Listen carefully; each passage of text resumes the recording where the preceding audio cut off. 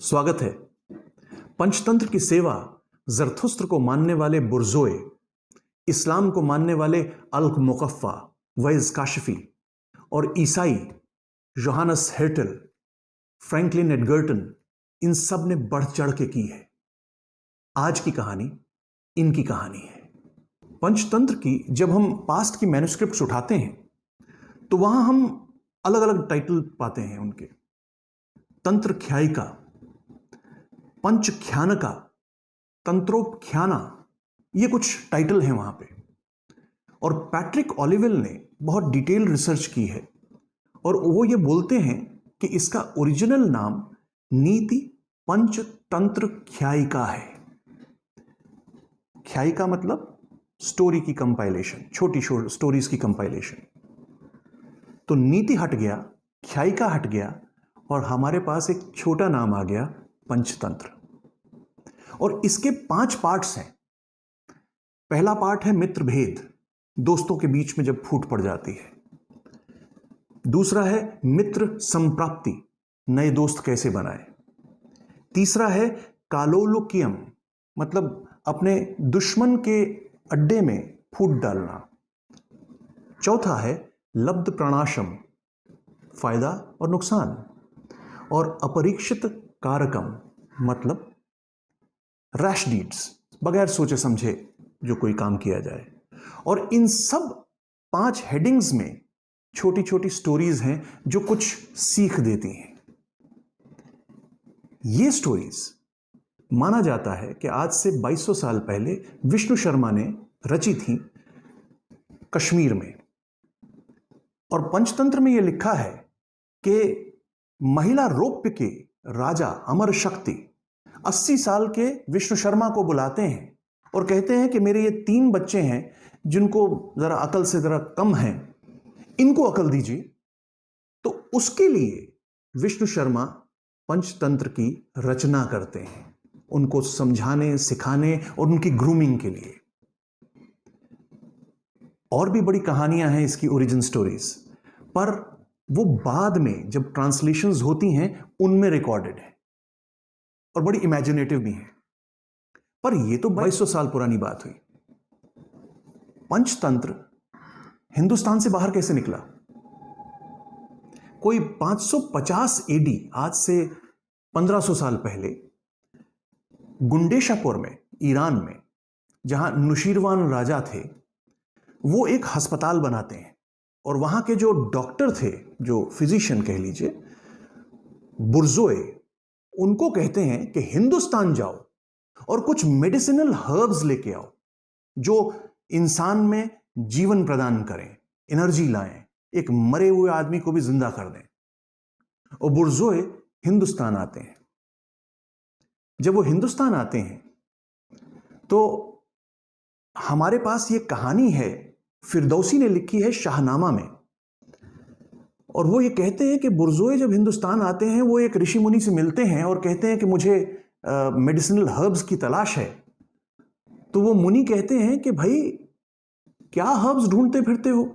बगैर ज्ञान के कोई भी इंसान जो है वो जिंदा लाश के समान है, तो ज्ञान होना बहुत जरूरी है। तो बुर्ज़ोए बोलते हैं कि ज्ञान कहां से मिलेगा? और वो मुनि उनको पंचतंत्र देते हैं, जिसे लेके वो वापस आते हैं। एक और कहानी है जो फ्रांसवा डी ब्लॉय बोलते हैं कि पंचतंत्र के बारे में ईरान में ऑलरेडी लोगों को पता था और नुशीरवान उनको यहां भेजते हैं कि जाओ वो किताब लेके आओ। एक और कहानी है कि वो चुपके से यहां आते हैं और लोगों का कॉन्फिडेंस जीतने के बाद ट्रेजरी में जाते हैं, पंचतंत्र को चुपके से पढ़ लेते हैं, याद कर लेते हैं और लेके वापस जाते हैं और वहां पे सामने रख देते हैं। पर बुर्ज़ोए क्या बोलते हैं? बुर्ज़ोए कहते हैं कि एक चीन का राजा था, चाइनीज किंग।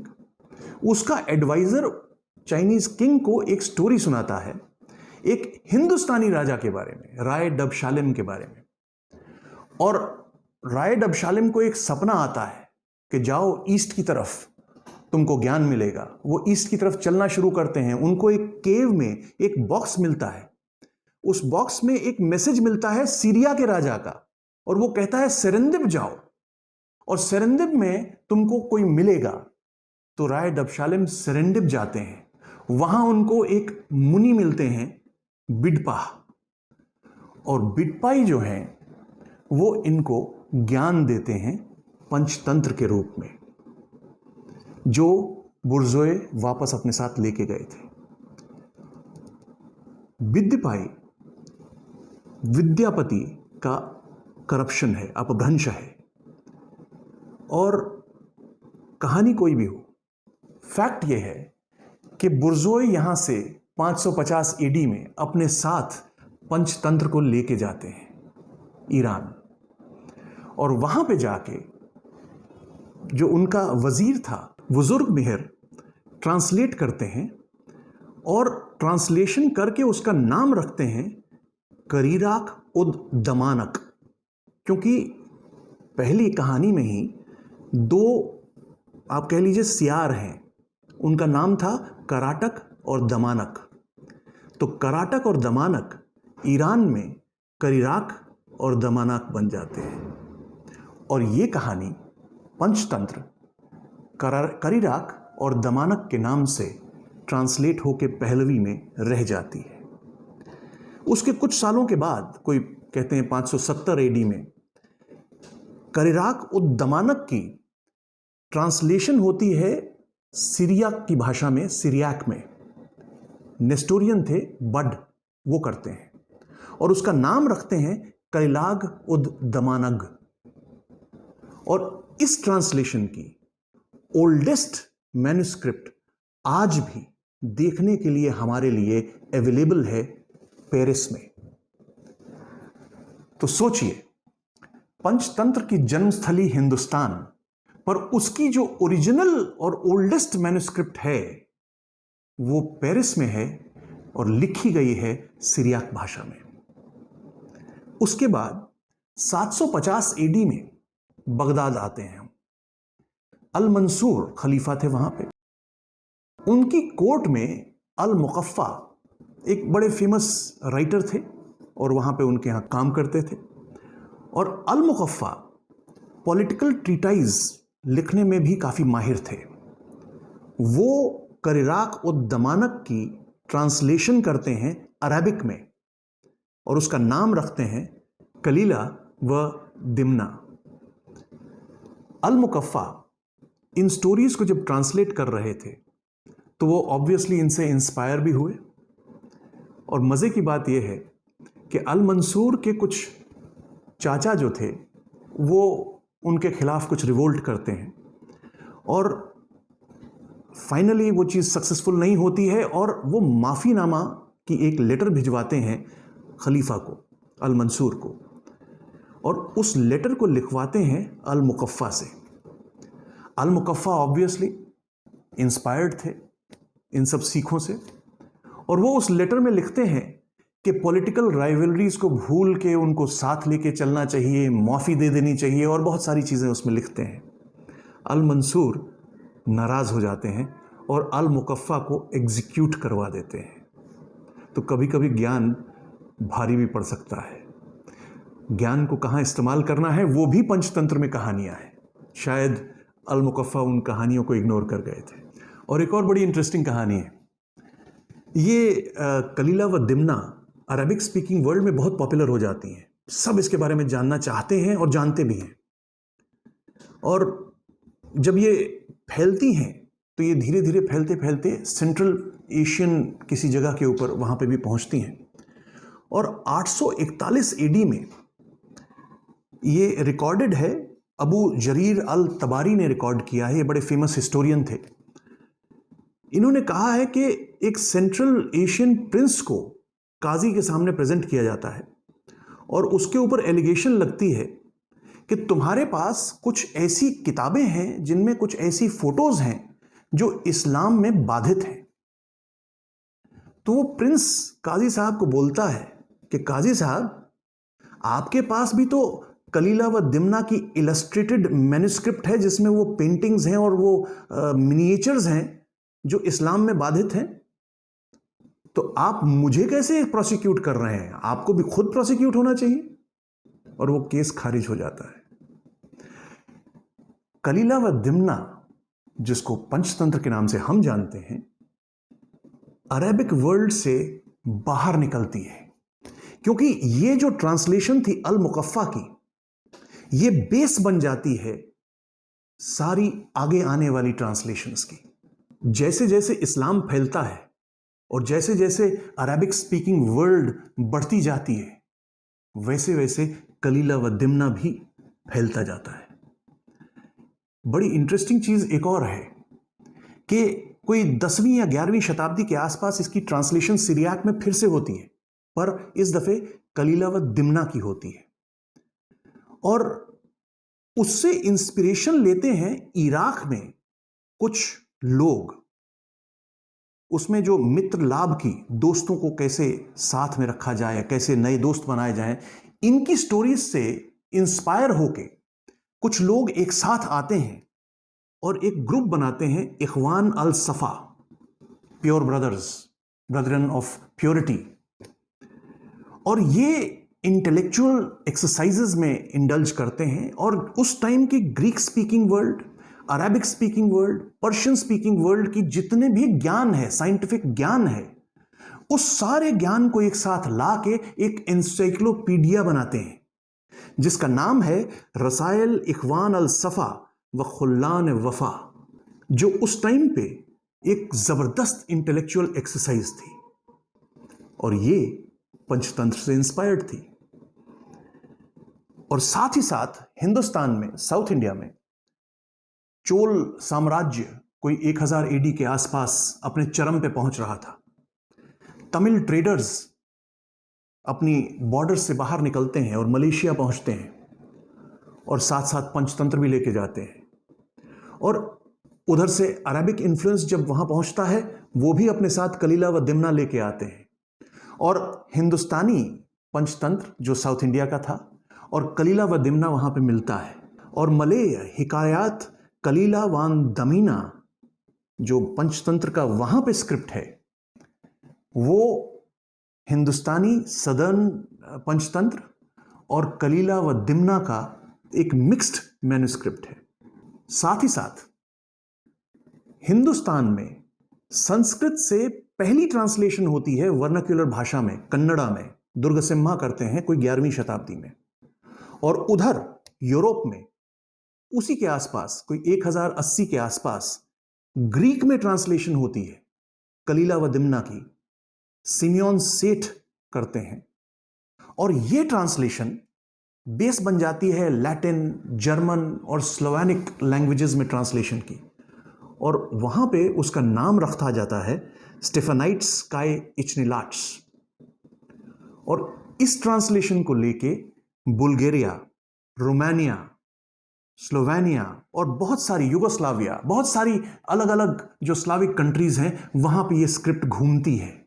और आज भी इसकी सबसे ओल्डेस्ट स्क्रिप्ट एक किएव में एक कैथीड्रल है, वहां पे देखने को मिल सकती है। पंचतंत्र वहां पे पहुंच गया था आज से 1000 साल पहले।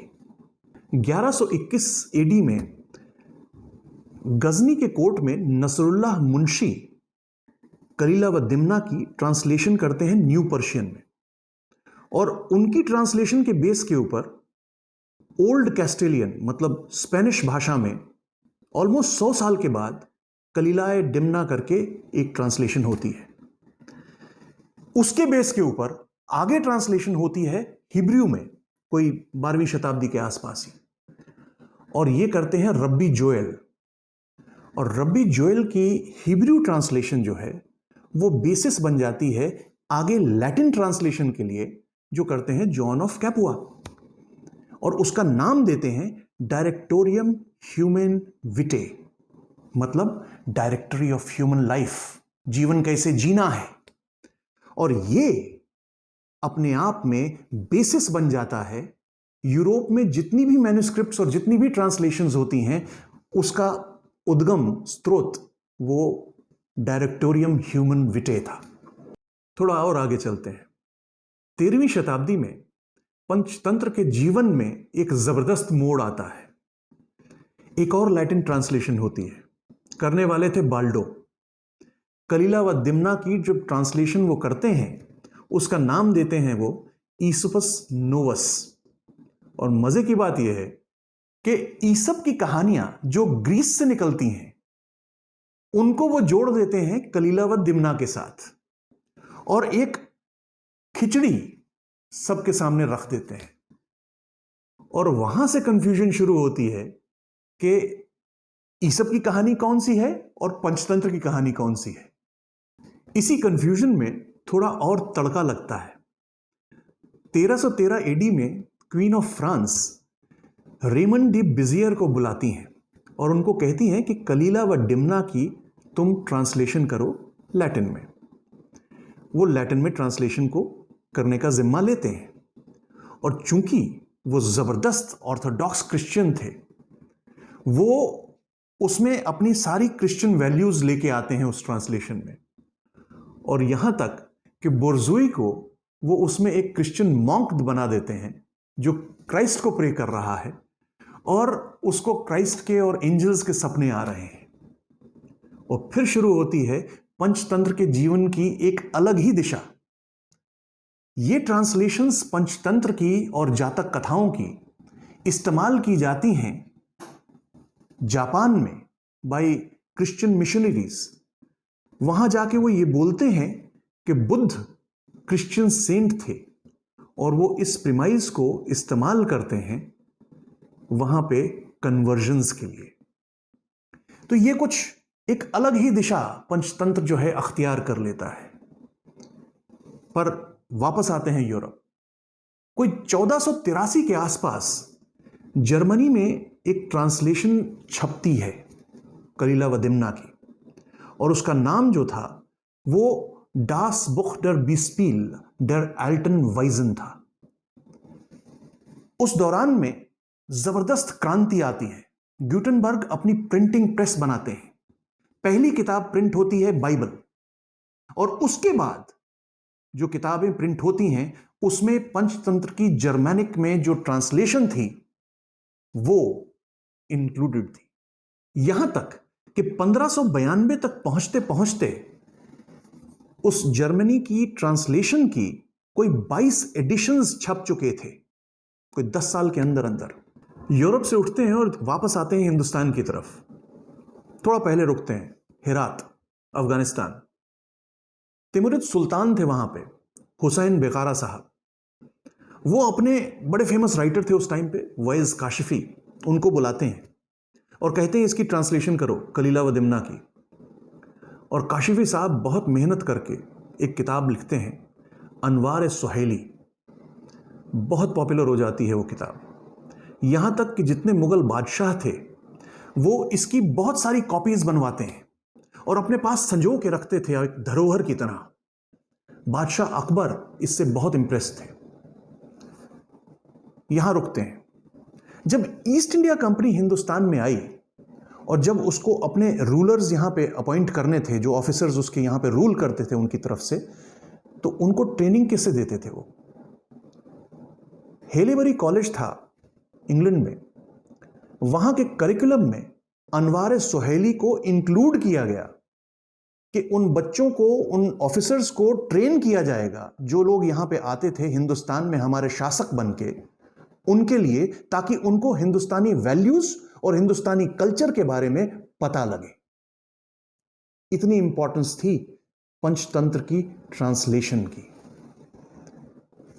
उधर वापस चलते हैं बादशाह अकबर के पास, क्योंकि वो बहुत इंप्रेस थे पंचतंत्र की इस आइडियोलॉजी से।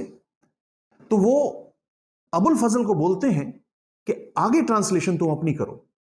तो अबुल फजल उस वक्त इयार दानिश लिखते हैं और इयार दानिश 1803 में मौलवी हफीजुद्दीन अहमद साहब ट्रांसलेट करते हैं खिराद अफरोज के नाम से, इल्यूमिनेटर ऑफ अंडरस्टैंडिंग।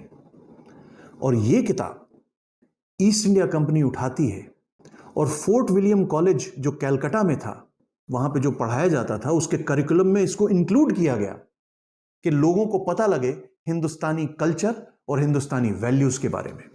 पंचतंत्र की ट्रांसलेशंस एशिया में भी फैली, चाइना में, मंगोलिया में, जावा में, लाओस में, तिब्बत में तीर्थयात्रियों के साथ गई, सोल्जर्स के साथ गई, डिप्लोमेट्स के साथ गई, ट्रेडर्स के साथ गई। जो आवागमन चलता रहा उसके साथ ये कहानियां इधर से उधर जाती रही और जहां पे भी गई वहां ट्रांसलेट हुई और उनको इज्जत मिली। वापस चलते हैं यूरोप। कोई 1552 में जो लैटिन वर्क था, ट्रांसलेशन थी पंचतंत्र की, उसके बेसिस के ऊपर एंटोन फ्रांचेस्को डोनी उसकी ट्रांसलेशन करते हैं इटालियन में, और उस इटालियन ट्रांसलेशंस के बेस के ऊपर थॉमस नॉर्थ कोई 1570 के आसपास अंग्रेजी में ट्रांसलेशन करते हैं और उसका नाम रखते हैं मॉरल फिलॉसफी ऑफ डोनी। और उसके 100 साल के बाद कोई 1679 में ला फॉन्टेन अपनी फेबल्स लिखते हैं फ्रांस में, जो बच्चों में बहुत पॉपुलर हो जाती है।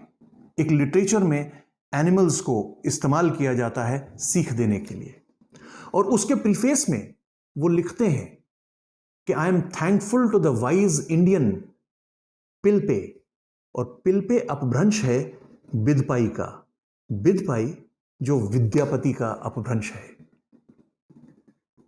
पंचतंत्र हिंदुस्तान से फ्रांस पहुंच गया। पंचतंत्र और उसकी ट्रांसलेशंस जो पिछले 2000 साल में हुई थी, उनमें उत्सुकता बढ़ती है जब ब्रिटिश राज के दौरान रिसर्चेज होती हैं और हिंदुस्तान की अलग अलग आयाम उसकी हिस्ट्री के सामने आना शुरू करते हैं। जोहानस हेर्टेल हिंदुस्तान आते हैं, बहुत सारी मैन्युस्क्रिप्ट्स को इकट्ठा करते हैं, अपना पूरा जीवन उन्होंने दे दिया पंचतंत्र को, और वो डिस्कवर करते हैं अपनी रिसर्चेज के दौरान कि 1200 एडी में, आज से कोई 800 साल पहले, जैन मुनि पूर्णभद्र वो उस समय से पहले की कुछ मैन्युस्क्रिप्ट्स लेते हैं और एक प्राकृत वर्जन भी लेते हैं जो पंचतंत्र का था, और उसको सामने रख के उन्होंने पंचतंत्र को पूरी तरह से रिकास्ट कर दिया था। और उसके बेस के ऊपर, अपनी रिसर्च के बेस के ऊपर, वो 1908 से लेके 1915 तक कुछ किताबें लिखते हैं जो क्लासिक्स हैं।